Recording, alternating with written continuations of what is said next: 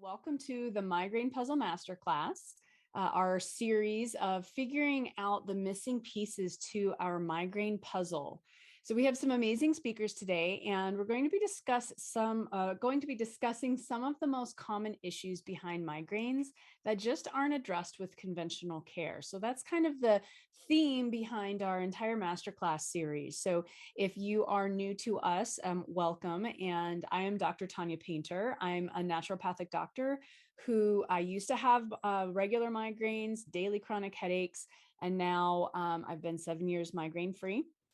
And I specialize in treating women with chronic migraines who aren't responding well or at all to conventional treatments. So I'm also the founder of Migraine Mastery, which is a 12-week group program that helps you to identify and heal the imbalances in your body that are causing your migraines, so that you no longer have to try to guess at what's triggering one, or if your medications are going to work, or that kind of stuff, all the things that we deal with, right? So I want to do a quick recap of some of what we've talked about in previous master classes and kind of the philosophy that we follow when we're treating migraines.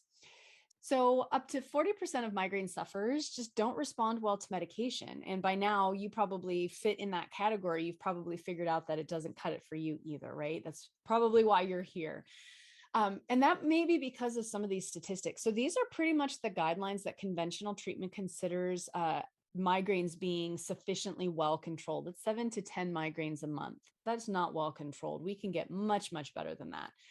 And medication success is considered a success if it's been reducing the migraine intensity by 50%. So that's basically a successful medication treatment is considered not stopping the migraines, but just reducing the intensity by half. And half of excruciating is still pretty freaking excruciating, right? So the reason that I'm suspecting you're here is that you know that there's something else causing your migraines, that the migraines themselves are a result of a bigger problem. And you are completely right on. So migraines are a multifactorial disease. It's a very complicated condition with multiple pieces at play. And there are so many possible reactions that are happening during a migraine that we probably don't even know half of them, but we do know quite a lot. So I've made a list of all the components that I address or that we address in our migraine clients. And when I counted it, it was 48 items long. And this was like probably about a year and a half ago. Since then, it has grown. So we screen for 48, actually now I think it's closer to 56 different factors in every one of our migraine clients to make sure that there are no unaddressed reasons behind their migraines. So this was your free registration gift, this list. Hopefully you got that. But if you don't, there's going to be a link in the emails, the follow-up email with the link to the replay here will also have a link to this as well. So you'll still have a chance to download it if you want it. So now I don't want to overwhelm you thinking, well, geez, if there's 48 different things, I'm never going to get better, because that's really not the case. It's actually pretty easy to narrow this list down pretty quickly. And your symptoms, how you've responded to various treatments, your past medical history, your current medical history, all those things really show us which of these 48 factors are playing a role in your migraines. And so I'm going to talk about this more in a minute. But this list right here, you have multiple things going on that sets you up for a migraine. So I kind of think of it like a bathtub.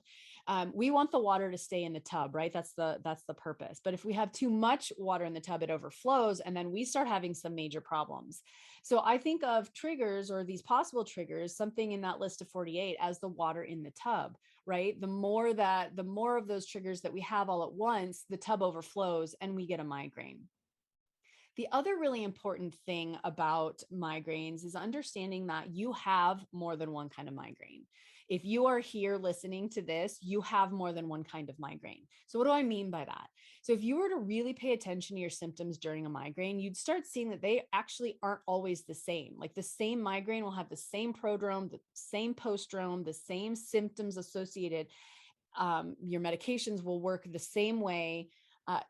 All of that. So if you really start paying attention to your migraines and the symptoms that you have, you're going to find that maybe it starts in one side of the head versus the other, or the back of your head versus the stabbing in your eyeballs. you'll start to notice that you have different symptoms, that you respond differently to your same medication, or maybe you have to try different medications to get something to work well. And these are all, ideas that we have more than one kind of migraine that we're dealing with. So how do we figure out which of the list of 48 things is causing what kind of migraine? So this is where we start to look for patterns. And this is something that all of us can do if you are aware that this is even something you can do, right? So we want to start looking for the patterns of our migraine, and every migraine has a pattern. And it's important to note the differences from one migraine to the next to help us understand which migraines are which, what is different about them. And then once we start to identify those different patterns, then we can start to pinpoint the cause of each particular migraine and start to successfully address them. So you're going to notice that when you really pay attention, if you're really super stressed and you're not breathing well and you're starting to get a lot of chronic muscle tension, you're going to have kind of your stress migraine. And then there's the hormonal migraine, and you're going to start noticing, okay, well, yeah, I have a migraine, 5 days a week. I haven't noticed a hormonal component, but that is maybe because you're having stress / sleep / food triggered migraines the rest of the week. But if you really pay attention around ovulation and or around your period time, oh, I have a very unique, migraine picture around these times of the month. And that can start to help us tease out, well, my triptans do not work when I have a hormonal migraine. And now I can tell I'm having a hormonal migraine. So what are some other things that we can do to help support our body through this hormonal piece? And there's different things that we can do. So you start to understand what you need to treat what kind of migraine. And so this is kind of the basis of how our program works, understanding how all the things present in your symptoms paint a picture to the whole thing. So the patterns and symptoms that we're looking for in your specific migraine, the type of pain, where it starts, the intensity, other accompanying symptoms like numbness or tingling or neck pain or fatigue or whatever. So if you can jot down notes about each migraine, if you can, that's great.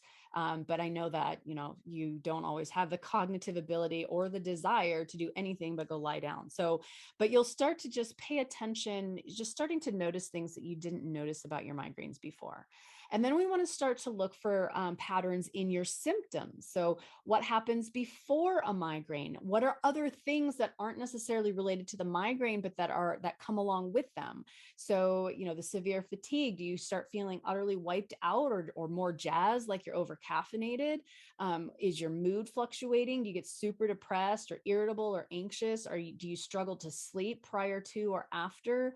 Any digestive issues that come with it, gut pain, muscle pain? So other symptoms that aren't directly related to the migraine itself. And then we want to look for patterns in your triggers. So things like the time of day. Is it a morning migraine or an afternoon migraine, or something that happens usually in the evening? Is there a certain food that triggers it? Or, when you don't eat for a while, does that trigger something? So all of those things mean different reasons for that particular migraine. So, really the patterns alone can be extremely helpful to begin identifying underlying migraine issues. And so that's really what we want to try to help you understand a little bit more about each of your migraines and how you can start to track which ones are caused by what things. So then we can really start having a better idea. Well, I have 4 different types of migraines. Here are the things I think trigger them. That really helps us understand, okay, you have an issue with cortisol, with your hormones, with specific types of food, those kinds of things. So that really helps us narrow it down. And then once we understand the different patterns that we're dealing with, the different types of migraines that we're dealing with and what is causing it, then we can really start to tailor our treatment to those particular problems. And so we've taken that list of 48 and we've narrowed it down to 5, 6, 7 things that we know, okay, these are the issues that we have to solve in order to control your migraines better. All right. So